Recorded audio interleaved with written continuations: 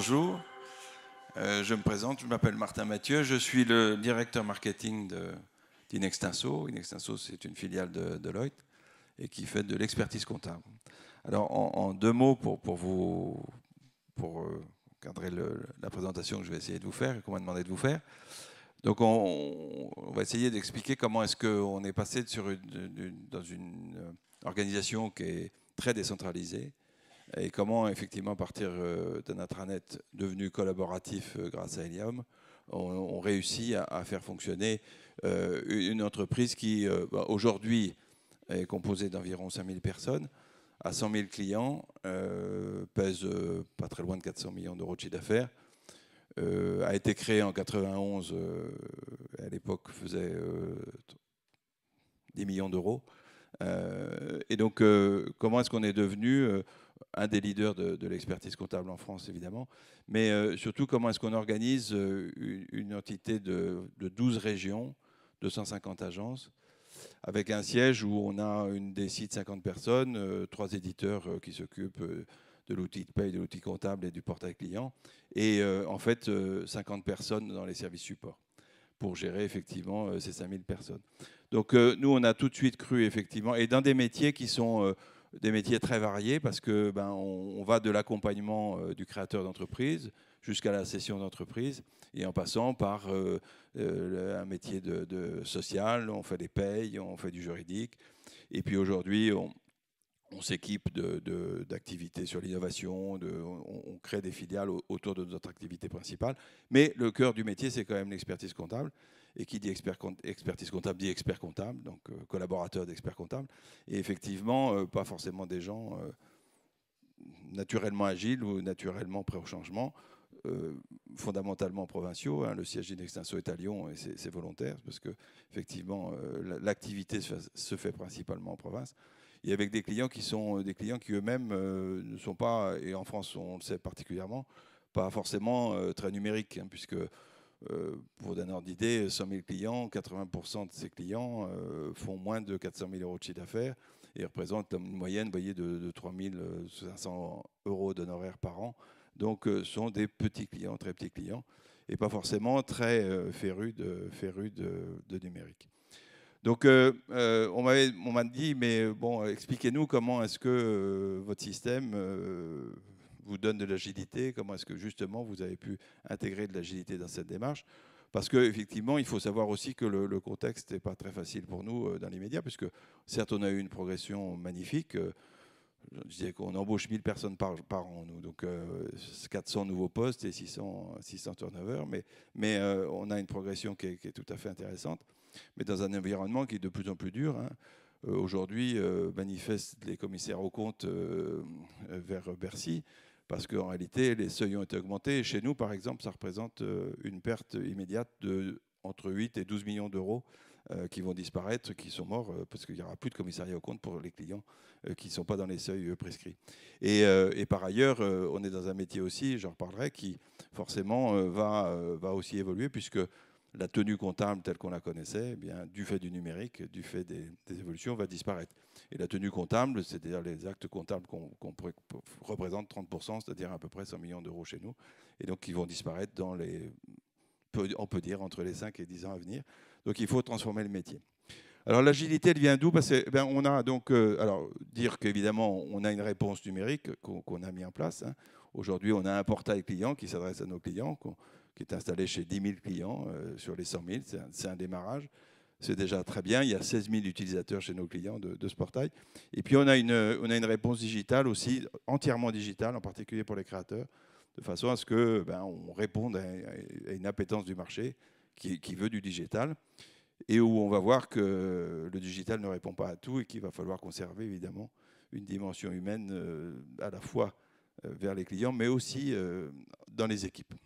Alors, l'agilité, elle vient d'où? Elle vient principalement du fait qu'on avait créé un intranet en 98, donc on était parti très tôt, parce qu'on s'était dit qu'avec une équipe aussi petite, il fallait qu'on ait un système numérique déjà qui permette à l'ensemble des collaborateurs de l'ensemble des régions de pouvoir trouver l'information dont ils avaient besoin.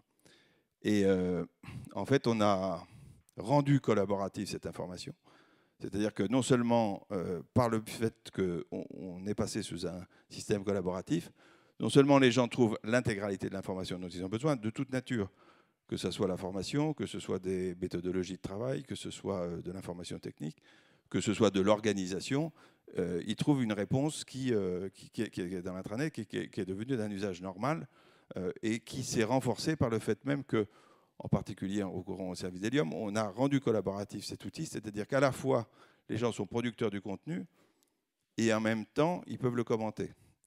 Donc, s'ils ont des choses qu'ils ne comprennent pas dans ce contenu, ils peuvent alerter.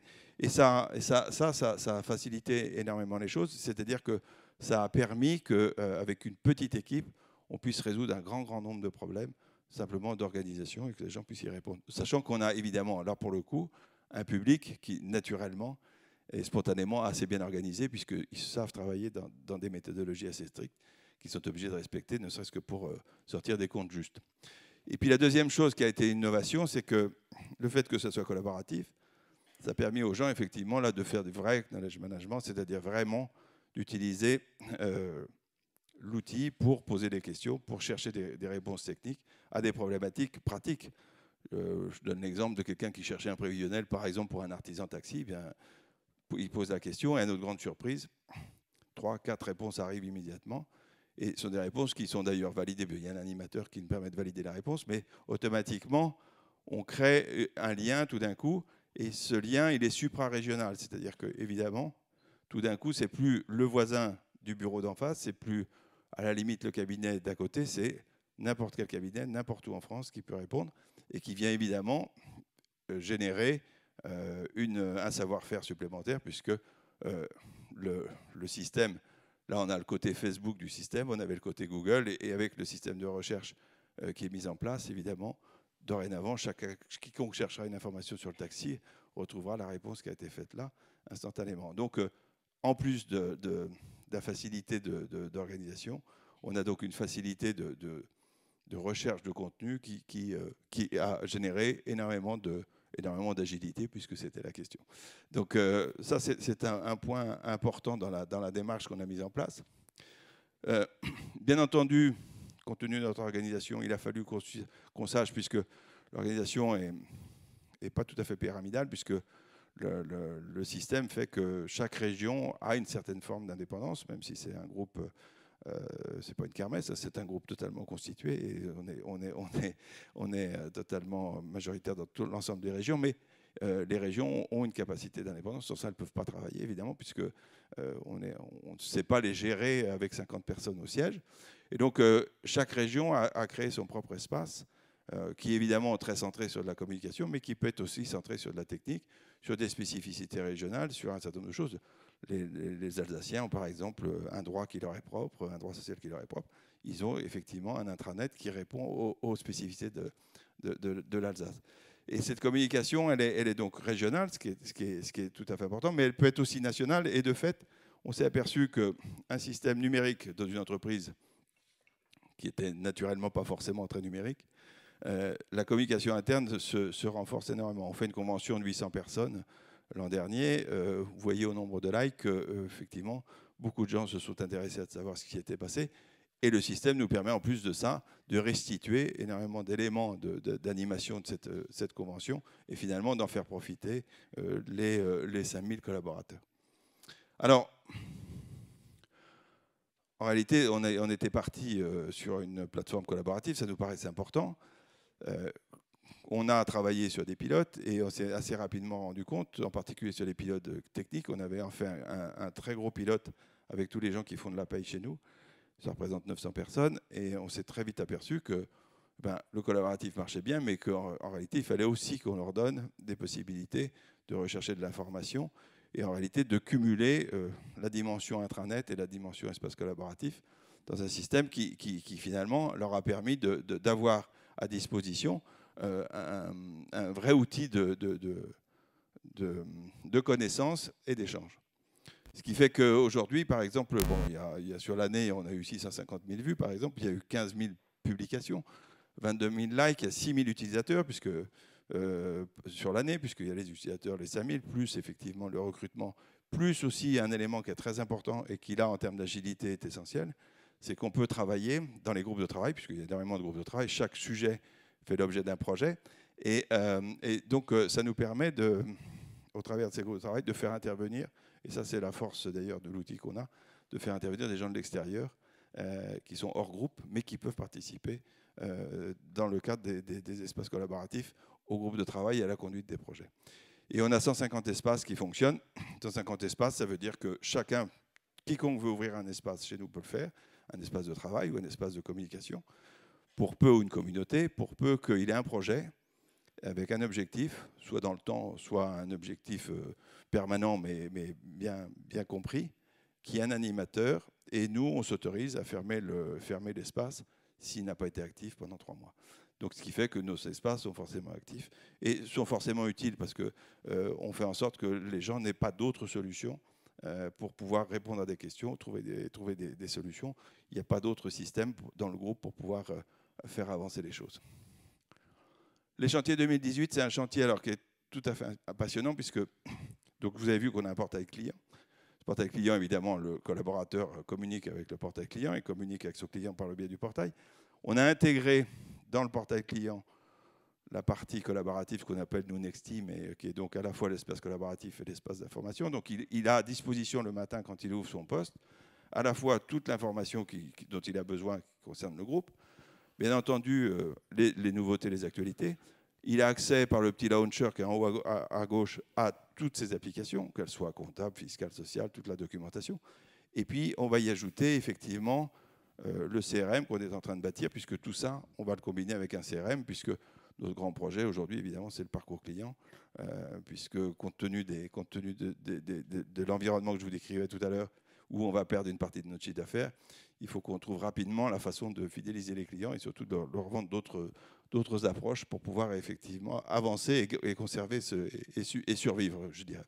Donc, le vrai grand projet de 2018, c'est d'arriver à faire une seule plateforme sur laquelle le collaborateur aura les tâches qu'il a à faire pour ses clients, les alertes qu'il a sur ses clients, son portfolio, son portefeuille client, etc.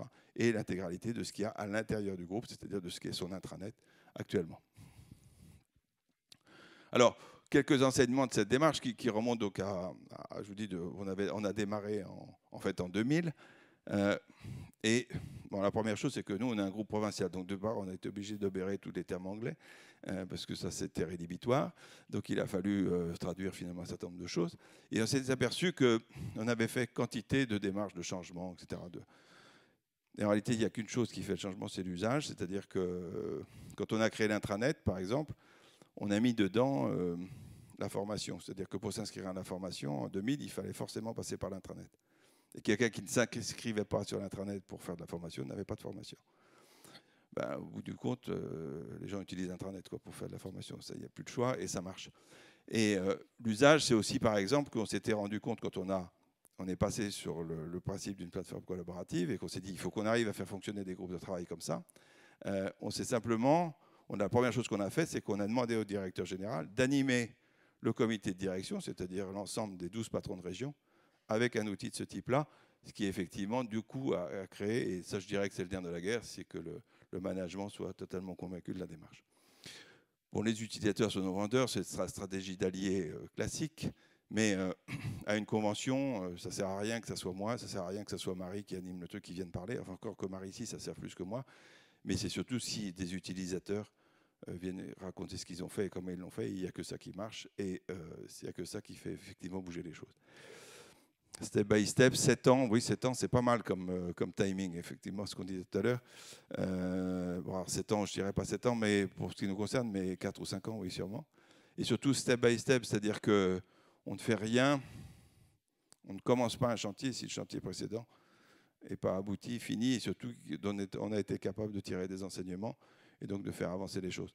Et donc, alors on prend des risques, effectivement, quelquefois on lance des choses sur des modèles qui ont été peu expérimentés, mais quand même expérimentés. Mais si ça ne marche pas, on arrête et on s'est reculé. Et ce n'est pas grave de décaler un projet de 6 mois si on continue à faire avancer les choses. Ce qui était grave, c'est de les abandonner.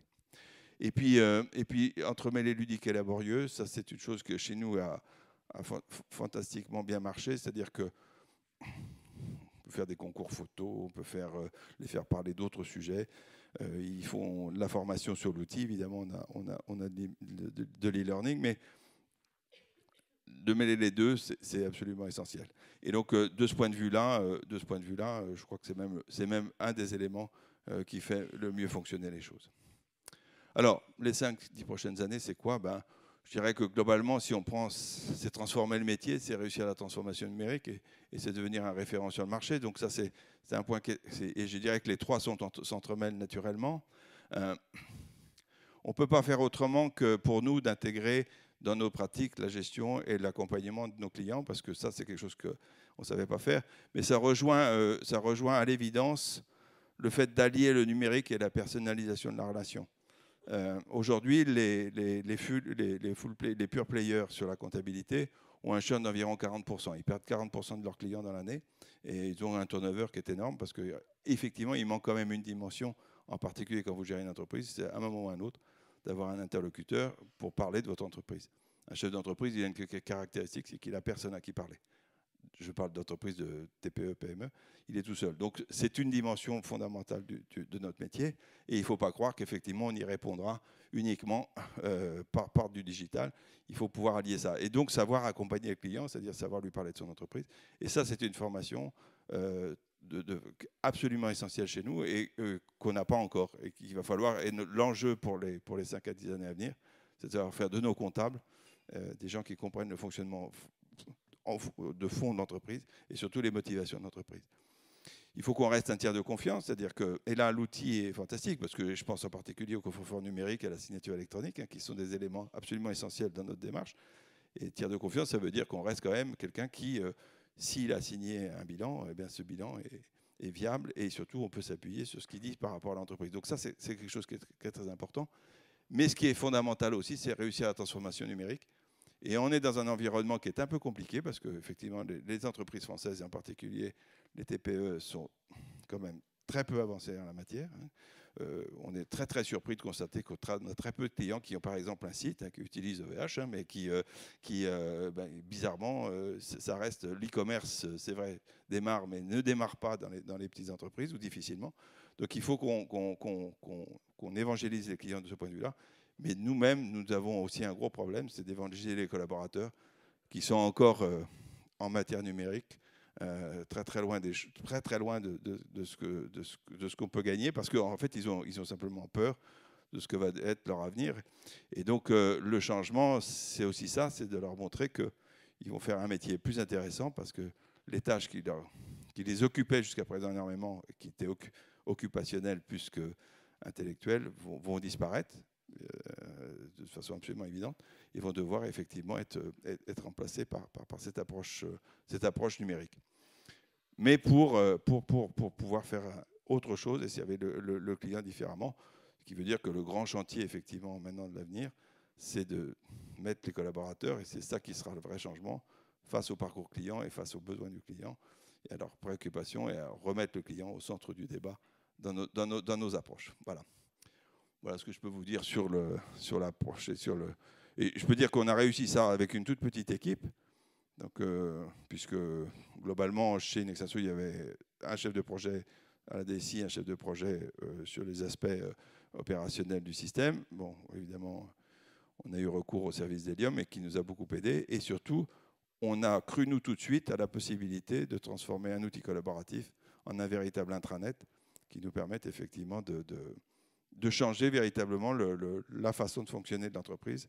Et évidemment, tout ça s'est fait avec une collusion complète entre le marketing et la RH.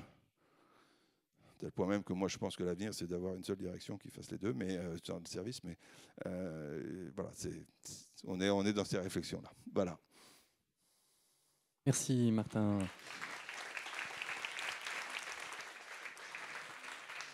Je suis impressionné de voir deux exemples, l'un après l'autre, de sociétés qui grandissent si vite. Vous avez fait beaucoup d'acquisitions-fusions.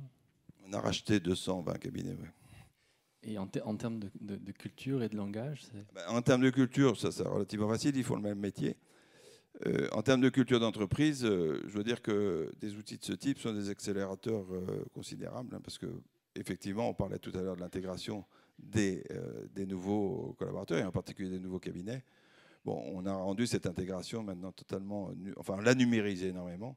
C'est-à-dire qu'une partie de l'intégration se fait par voie numérique et ensuite, évidemment, par des rencontres, puisque on est sur toute la France. On n'est que sur la France. Hein. On est filiale de Deloitte. Quand vous êtes filiale de Deloitte, vous travaillez dans votre pays et pas ailleurs. Donc, mais ceci étant, c'est comme ça qu'on réussit. Et ça, l'outil pour ça, pour l'intégration, est fantastique. On doit un petit peu rattraper sur l'agenda. Donc, si vous avez des questions à poser à Martin, pendant la pause, dans 20 minutes, vous pourrez profiter. Très bien. Merci. Écoutez. Excellent. Merci.